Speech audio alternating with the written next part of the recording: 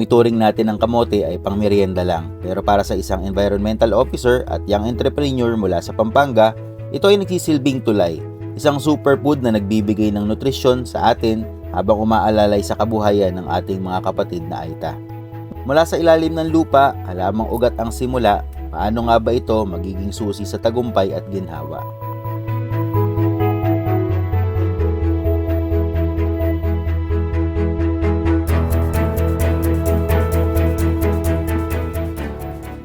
Hello po mga ka-project, andito tayo ngayon sa Angeles, Pampanga, dito sa Barangay Malabanyas dahil meron tayong pupuntahan dito na gumagawa ng brownies. Kakaibang brownies yung ginagawa niya kasi gumagamit siya ng kamote.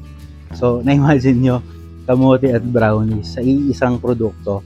So, napakagaling para sa akin kasi una, pinopromote niya yung local ingredients natin, local produce ng mga farmers at especially mga farmers na kinukuhanan niya kasi bumibili siya sa Aita community. Di ba napakaganda ng kanyang adhikain, yung napakaganda ng kanyang advocacy. Kasi yung demand na magagawa niya para sa produkto na to, ang unang-unang makikinabang yung mga Aita communities, yung mga kapatid nating Aita community. So napakaganda. So dumayo kami dito para kamustahin si Miss Ella at makilala at malaman yung kanyang istorya. Samahan niyo kami. Hi Ma'am Ella, kamusta po? Hello po. Hello. Ayos naman po. Ayan, so si Miss Ella, ito yung pinuntahan natin dito sa Angeles. Ito yung gumagawa ng kamote brownies na binibili niya sa Aita community yung mga kamote. So ang galing, di ba? So bago ko tanungin kung bakit mo ginagawa yon, dito po ba kayo gumagawa, Miss Ella? Okay. So, ano siya eh, para siyang cart, no? Para siyang food stall, parang gano'n. Opo. So dito daw gumagawa si Miss Ella. Pwede niyo ba kaming samahan sa loob? Po, sure po. Alright, okay. Pasok tayo.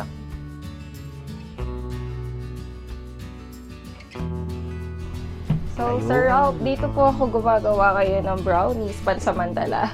Okay. Cute, no? Yes po, Kasi super cute. ang maganda sa ganito kasi, ang maganda sa mga maliliit na space, para sa akin nasa Yes kitchen, po. lahat abot, lahat reachable. Yes. So, mas madaling magtrabaho para sa akin. Pero pag dalawa tayo, masikip to kasi Oo nga malaki po ako. eh. Parang pansakin lang po Pang talaga. sexy lang daw talaga dito. Ayan. Yes po. So, papakita mo sa amin kung paano gagawin, di ba? Yes po. Yung napakaganda ng produkto niya, kamote brownies. Imagine, ako, yun ang dahilan bakit ako nandito. Kaya ako siya gustong makausap kasi para sa akin, sobrang napakaganda Thank you po, ng Sir kanyang Ralph. ginagawa. Napakaganda ng ginagawa ninyo. At interesado ko, hindi lang yon, bukod sa maganda, superfood, nakakatulong sa Aita community. Yes Tama. po.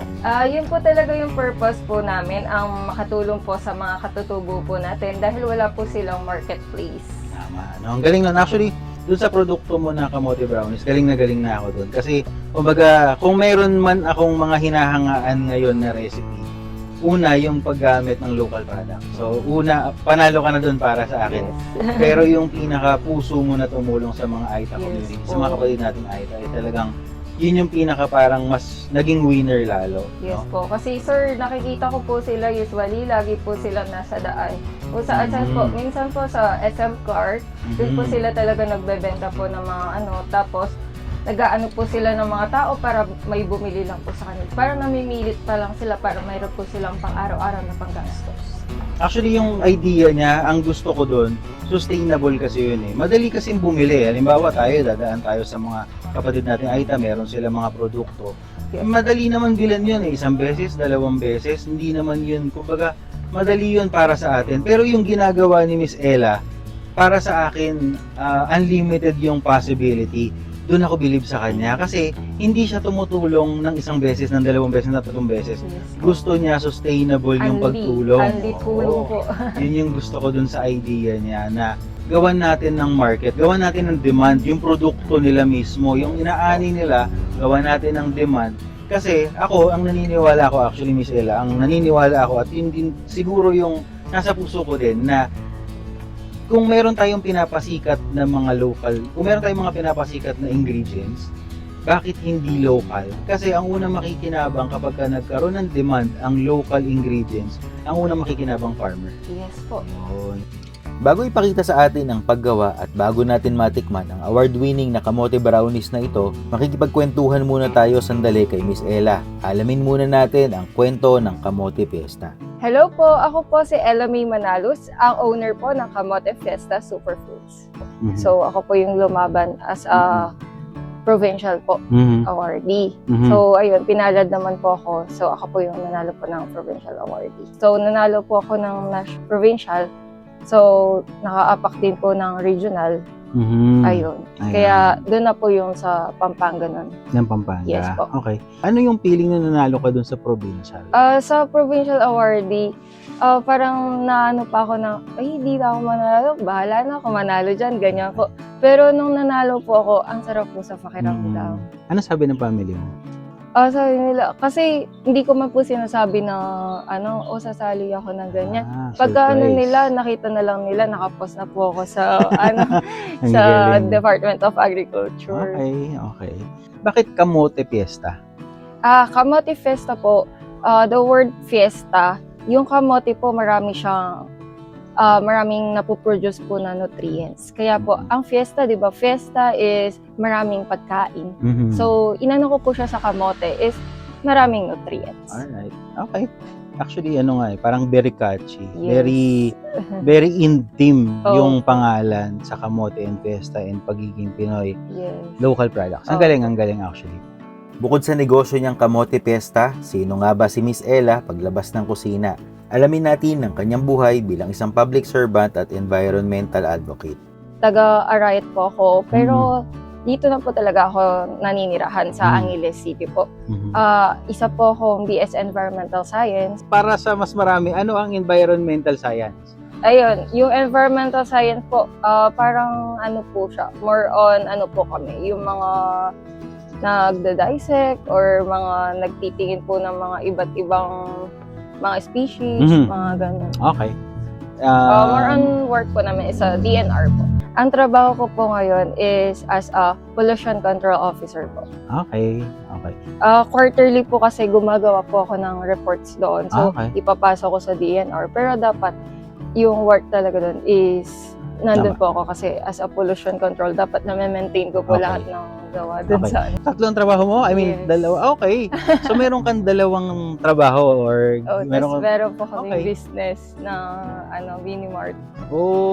Okay. Pang-ilan ka ba sa pamilya or? Panganay po ako. So, Panganay. nakakapagpaaral po ako ng 3 ko pong kapatid na babae. Lahat sila nag-aaral pa ngayon? Yes. 3 babae. Yes. So, 4 kayo. Opo. Okay. Opo. Puro kayo babae? Yes 4? po. Okay. Si papa ko po, isa po siyang ortilano po. Ano yun? Yung po, nagpapalay. Okay. Ano yung ginagawa ng Hortelano? Yun nga po, nagtatanim po siya ng palay. So, meron din kayong bukid? Palay, yes po. Palayan. Okay. Okay.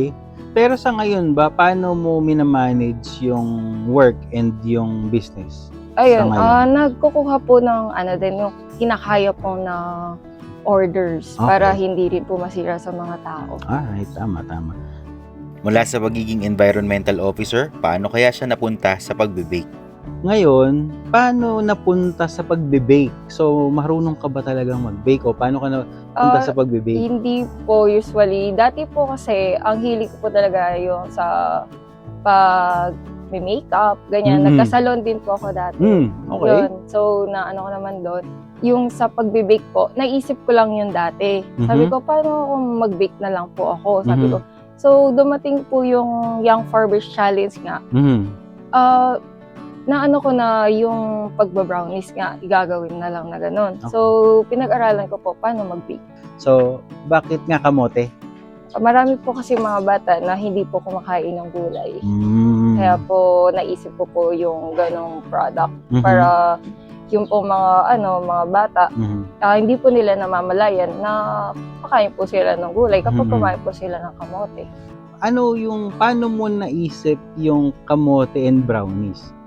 Doon ako medyo parang ang galing nun Parang ako honestly, hindi ko naisip yan na, pero pwede. Baka mo naisip yun? Bali, naisip ko po kasi, sabi ko, dapat yung product ko, sabi ko, pag lumaban ako, dapat unique po yun sa akin, sabi ko. So yung kamote fiesta, sabi ko gusto ko siya maging unique. Mhm. So naisip ko po na maraming product ang pwedeng maano po ng kamote fiesta. Mhm. So isa po ang na-develop ko na po is yung kamote brownies. Okay. Para sa mga bata nga na hindi kumakain po ng gulay, Mhm. yun po yung purpose talaga. Tsaka makatulong po sa mga aita. Okay. Ngayon, ituturo naman sa atin ni Miss Ella ang paggawa ng kanyang award-winning kamote brownies. Bali, yung first step po ng paggawa po natin ng brownies, so una, bibili mo na ng kamote sa mga aita. Mhm. Tapos, after that, Magbabalat. magbabalat na ng kamote. Mhm. Tapos, hihiwain, Mhm. i-steam. Mhm. Then, after steam po, ipiprepare na natin yung mga kailangan na ilagay po dun sa ingredient po ng ating brownies. Minamash mo din sa ano? Yes. Okay. After po nating i-steam, i-mamash na po natin yung Okay. kamote. Then, i-mix na po sa mga ingredients po na ilalagay po natin. Mhm. So, after po nating na-mix na po sa mixer, ilalagay na po natin siya sa lagayan para nalagay na po natin siya sa oven. Mhm. Ilang minuto mo nga siyang niluluto? 15 to 20 minutes po. Okay. Tapos, i-check siya. If wala po sa luto, Mhm. dadagdagan lang po ng another 5 minutes. Mhm. After po ng naluto, kailangan po nating palamigin Mhm. bago po natin siya lagyan ng dekorasyon. Okay. Meron bang variant ngayon yung brownies? I mean, ilang klase ba yung ginagawa mo? Bali, meron po tayong 3 flavors. Mhm. Meron po tayong choco fudge, Mhm. red velvet, at saka po classic cheese. Okay. Ayan, so ito na yung kamote brownies na hinihintay natin na ginawa ni Miss Ella. So, excited na akong tikman. So, anong klase nga itong Bali, ito ang flavor niya is choco fudge. choco fudge? Tapos meron siyang mga almonds. Oo, mayroong almond sa Alright. taas. So, tikman na natin. Try natin. Cheers. Oo nga, hindi mo nga Diba? Hindi mo malalasahan na kamote siya. Hindi mo malalaman. Kung hindi sasabihin sa'yo, hindi mo malalaman na kamote. Galing ah. In fairness. Saka yung lasa. Masarap yung recipe mo. Galing. In fairness, masarap. I mean, pagka umorder kayo sa kanya, itry nyo. Magugustuhan nyo to. Kasi, ano talaga siya? Para sa akin, hindi mo talaga siya malalaman na kamote. Yung texture niya, yung lasa niya lalo, para talaga siyang normal na brownies, na masarap na brownies. Paano mo nabuo yung gentong recipe? I mean, ilang trial? Po. Siguro po, 5 times po para po ma-perfect po yung lasa. Perfect naman na, masarap. Honestly. Tapos, para sa akin, sarap nito sa kape. Tapos, ang plano niya, ilalagay niya sa mga coffee shop. Naku, bagay na bagay po sa akin. Ibangan niyo yung kanyang na coffee tea. gagawin po namin na kamote tea. So, pagka gusto niya ng mga ganito, try niyo to. I-message niyo Kamote Fiesta dito sa Yes, Pampanga, Angeles, no? Pero I'm sure, lalaki yan eh. Pero sa ngayon ba, nagdi-deliver po? Nagdi-deliver po. I-search lang po yung Kamote Fiesta Sweet Potato Superfood po. Meron po sa Facebook or sa Instagram po. Ma'am, anong nagiging reaction nila kapag sinasabi niyo na kamote brownies? Actually po, hindi ko po sinasabi sa kanila na kamote brownies. Sila po Okay. yung totoo ba? Kamote ba talaga itong kinakain kong brownies? Sabi nila. Okay. Kaya di po nila, hindi man lasa yung kamote, sabi nila ganyan. Pero pag naano po nila, kamote pala to, sabi nila ganyan. So, naano po sila na parang ang unique. Ang unique, Yun po yes. yung Kamusta nung December? yun Na-imagine ko po, na.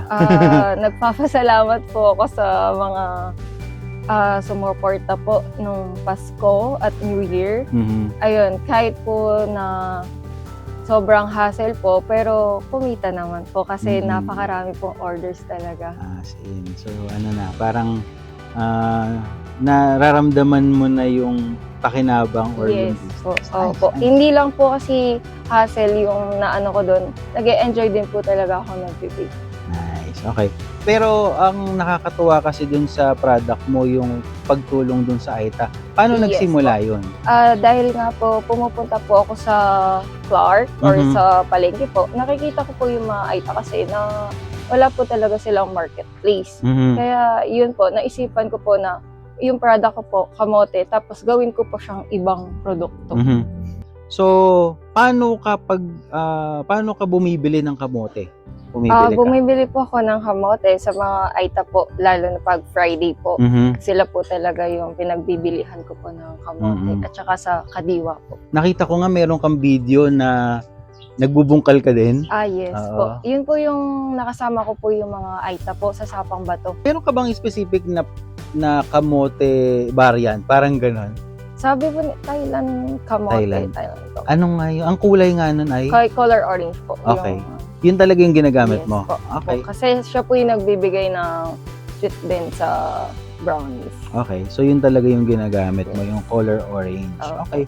Or, nung nagsisimula ka, ano yung mga challenges ng kamote brownies? Yung pong pinaka-challenges doon. So, dahil nag-work po ako, so talagang napakahaba po ng ibibigay mong time sa pagbibake po. Yes. Kasi yung out po namin sa work is 5 p.m. So, 5 p.m. mag-start na ako. So, hanggang 1 a.m. nandun na ako. So, kailangan ko palamigin yun. Tama. Kinabukasan, i-design mo na naman yung brownies, ipapack mo. Kaya yun po yung pinaka-hassle talaga. Okay. Ah, Kamusta yung experience mo dun sa Young Farmers Challenge? Yun nga po yung Young Farmers Challenge. Talagang super challenges po. Ano? Bakit? Bakit? Stressful po siya, pero sulit naman po. Okay. Kasi maraming paperworks, maraming trainings, okay. ganyan. Pero nakaya naman po. Mm-mm. Nakatungtong naman po sa regional level. Okay. Ano pa yung nilulook forward mo pa para sa... Bala ko po niyan i-endorse po sa mga coffee shop. Tama, Yes tama, po. tama. Pero na po talaga ang kamote brownies. Ako, yun din yung siguro kung meron din akong parang advocacy, kaya ko rin ginagawa ito, no, Yes. actually. Yung pag-content ng mga agriculture. Kasi, kumbaga, ako galing din akong kusina. So, ako din, gusto ko rin yung mga konsepto ng mga pagkain or restaurant or menu na may connection sa local agriculture. And parang sa akin kasi, kung meron tayong pasisikatin para sa akin, una na nating pasikatin yung produkto natin na Yes po. locally farmed. Ibig sabihin, kagaya nun, kamote plus Aita community. Ang ganda-ganda nun. So kung gagawin mo yon para sa akin, yun yung dapat ng mga suportahan. Yes No? po. So gawin mo yon, ituloy mo yon. Suportahan natin si Miss Ella sa kanyang ginagawa. Kasi para sa akin, ang dami nating pwedeng gayahin ibang bansa. Ang daming produkto na pwede nating gayahin galing sa ibang kusin, sa ibang bansa ng mga produkto. Pero sana gawin natin yung mga produkto na, sige, walang problema kung gagayahin Kumbaga brownies, originally. Yes po. Opo. Ibang bansa naman yan Pero gamitin natin yung mga farm, Sa loob. yung mga ingredients natin local. So ano pa, meron ka pa bang bukod dun sa sa Coffee cafe? Meron ka pa bang naiisip? Ano po, yung pong usually mga nag-order po sa akin is mga sa hospital na. Mga Oh, nursing, yes po. Yung pong nice. alam po nila kung ano po yung nutrients na nabibigay po ng brownies. Tama. Yes. Meron ka pa naiisip na ibang produkto sa kamote? Yes po, yung pong tea. Tea as tama. Oo. na nag-ano po sa kamote. Yes, Gawa yun. po siya sa kamote. Kanina pinag-uusapan Yes natin, po. no? Tama. Tapos ang pangalan, Kamoti. Kamote. Ang galing. Actually, maganda yun, maganda. So, nauuso din naman ng mga tea dito o Yes. tsaa. No? Bakit di natin gamitin kamote? Alam ko mayroon naman ng kamote chips, pero Yun nga, mas common na po mas kasi. common si kamote chips, pero Kaya gagawin po natin kamote. tama. Ang gusto ko rin dun sa ginagawa mo, yun nga, kapag dumating yung time na nagkaroon siya ng demand, ang makikinabang unang-una yung community, Yes yung po, Aita community, no? katutubo po. Anong sinasabi nila sa'yo? I mean, anong... Sa ngayon po parang hindi pa sila naniniwala. Pero kasi pag siguro mga bulk na po yung mga nakukuha sa Yes. kanila, Tama. so pare-pareho po kami kikita. Tama. So, yun din, no? Ako, siguro, kung meron man din akong advice, kumbaga, lang to, suggestion. Alam ko medyo maliit pa yung operation, no? Yes. Pero once na lumaki na, I'm sure lalaki yan. Pwede mong i-distribute nga dun sa mga cafe or Yes po. pasalubong, mga Pasalubong, pasalubong yes po. items, yung mga pasalubong stores, Mhm. maglapit ka sa kanila doon. Kasi kapag ka lumaki ng ganun yung market mo, yung demand mo, mas unang-una sila maaapektuhan Yes. kasi kailangan mo na mag-bulk orders, no. Pero wag mo madaliin. Ako sinasabi ko kasi may trabaho ka no. So yung kaya ng powers mo at kung makikitaan mo talaga rin ng potential, Opo. why not, 'di ba? Bakit ka pa mag-work kung meron ka namang magiging business? Pero pag dumating na yung time na yun na sobrang laki na ng demand mo, pero wag mong madaliin, no? I mean, I'm sure lalo na sa social media, dahil may social media kayo, no? So dahil may social media ka, malaki talaga yung magiging demand. So kailangan mong balansehin, alamin ano yung dapat mong i-priority para sa akin, pagdaanan mo yung dapat mong pagdaanan. Huwag mo madaliin. Kasi madaling kumuha ng orders, tama Kaya, ka opo. naman. Pero mahirap masira sa Yes. ibang tao. Nice. Okay. Ano yung lesson mo sa journey na to? Ano yung mga napulot mo na, kahit isa lang, ano yung mga napulot mo na parang masasabi mo na parang ito yung lesson ng kamote brownies para sa akin? Yung pong naging lesson po sa akin, unang-una nga po, yun nakuha na ano ko pong achievement dahil po nanalo po ako ng Young Farmers Challenge. Pangalawa po, yung pong kamote brownies, parang nabigay, uy, si Kamote Queen yun, no? Siya yung gano'n. Mayroon ka ng title. Yes po, yung po, Nice. nakakilala na po sa akin. Ang galing. So, natawag po akong Kamote Queen. Pero di ba naano po nila, ang kamote, ay, nangamote yan. Di ba? Parang ganun. So, gusto ko pong ibahin po ang pananaw po nila sa kamote. Nice. Galing. Para sa mga kabataang nanonood ngayon na may pangarap ding magsimula ng sariling negosyo, ano ang maipapayo mo sa kanila? Tulad ko po na negosyante po na kabataan, nais ko pong anyayahin din ang mga katulad ko na kabataan, maging madiskarte. So, kailangan talaga pag-isipan. Kasi namumuhunan po dito eh. Hindi lang po yung namuhunan ka tapos biglang mawawala lang po yung puhunan. So, kailangan kikita din after that. Ang kwento ni Miss Ella ay patunay na ang tagumpay ay mas matamis kapag may kasamang malasakit sa kapwa. Mula sa isang simpleng kamote, nakagawa siya ng tulay para sa kabuhayan ng ating mga kapatid na Aita. Hindi lang tayo basta nagluluto o nagninegosyo. Tayo ay bumubuo ng pag-asa, hindi lang ng ating sarili, pati na din ng ating kapwa. Kung gusto niyo po matikman ang masarap po na kamote brownies, just message po sa Kamote Festa Sweet Potato Superfoods. I-search nyo lang po yun sa Facebook page and sa Instagram din po available na. Message lang po kayo doon para makapag-order po kayo. Salamat!